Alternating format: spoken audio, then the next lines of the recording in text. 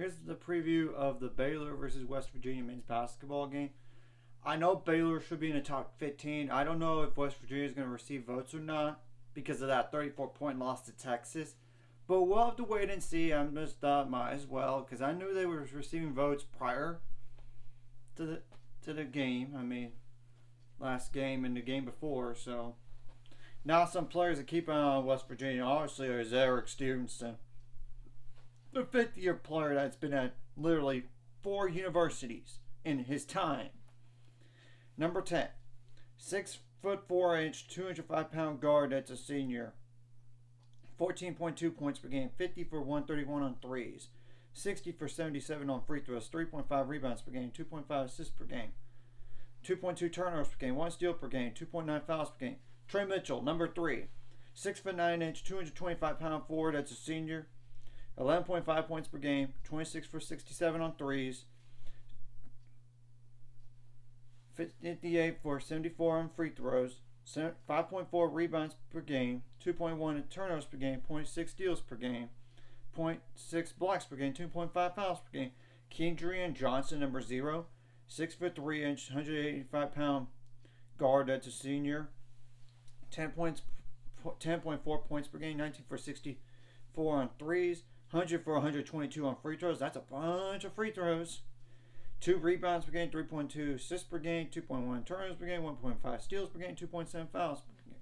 Joe Toussaint, number 10, 6', 190-pound guard that's a senior, 10.1 points per game, 23 for 76 on threes, 74 for 96 on free throws, 2.8 rebounds per game, 2.6 assists per game, 1.6 turnovers per game, 1 steal per game, 2.4 fouls per game.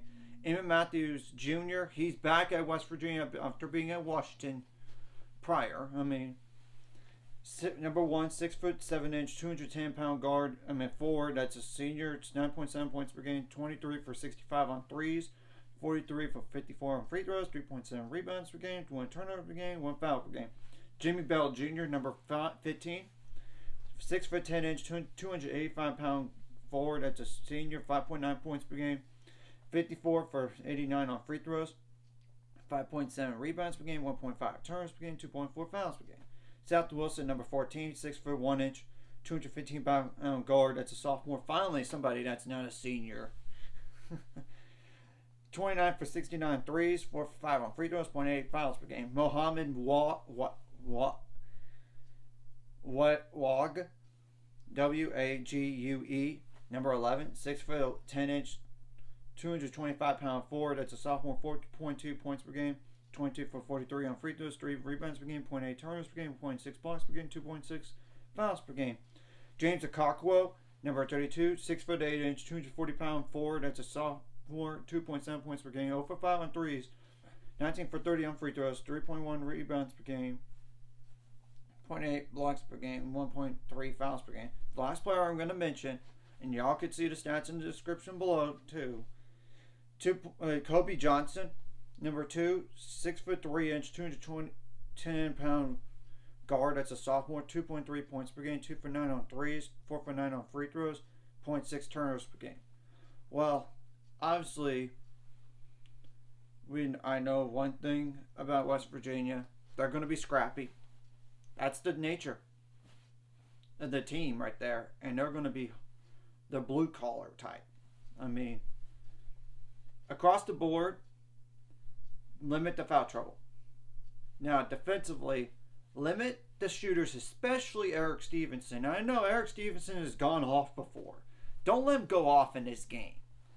Contain the shooters, contain the slashers. You got to be better in terms of points in the paint allowed than last game. That's rule number 1, and the shooting percentage needs to be better too. Limit the free throws, force turnovers, limit the fast break points, second chance points, and points out turnovers as well. So that's the gist of it. And get defensive rebounds. You got to rebound the ball better than you did last game. Now, on the offensive end, you got to take care of the ball. Get Chris passing, get more assists than last game, and even the game before. For sure, last game, you got to get more assists. You got to get some offensive rebounds. a lot better job in the second half. You just got to do that all game long. Of course, get good screen set for those shooters. And I would also say get some points out turnovers, second chance points, fast break points, points in the paint even. You got to finish at the rim. And obviously, I would say it would be huge if Adam Flagler steps up again. Same thing goes for LJ Cryer. He's for sure good to go. Keontae George, I think he just had an off game, so I think he's got to step up. Jalen Bridges, yeah, the former West Virginia player. He needs to step up in this game, at least on the rebounding and the defense. If he could score the ball too, like make some threes like he did the first time, and I know he's not been great the last 2 games, but I think he's going to be a little motivated to play against his former coach and his former team. So I'm just saying that out there. Flo Thamba, he doesn't have to he's got to have to rebound the ball better than last game with 0. I mean, he's got to rebound the ball better, limit his foul trouble, and obviously I would say get some blocks and be solid on defense. Of course, some like Langston Love, it would be huge if he could step up again. I mean, I know in the Oklahoma game he did more, but the game before he did good too. It's just not in terms of points, but that's besides the point. If Dale Bonner needs to play, he needs to step up. Of course, we know Jonathan Chachua is going to have to step up. He's back to playing again. He just needs to do his rebounding and the defense for sure. But if he could, I know he didn't score a single point last game, and I expect that to flip the script. I expect him to step up in this game. And of course, if Josh Uzuwuna gets to play due to the foul trouble issues, or they have to play him for whatever reason, he needs to step up. So that's just naming some all around right there. It's very detailed, I know. And I know it sounds very, very basic.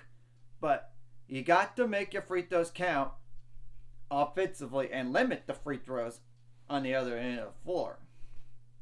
So when you get to the line, you got to make them.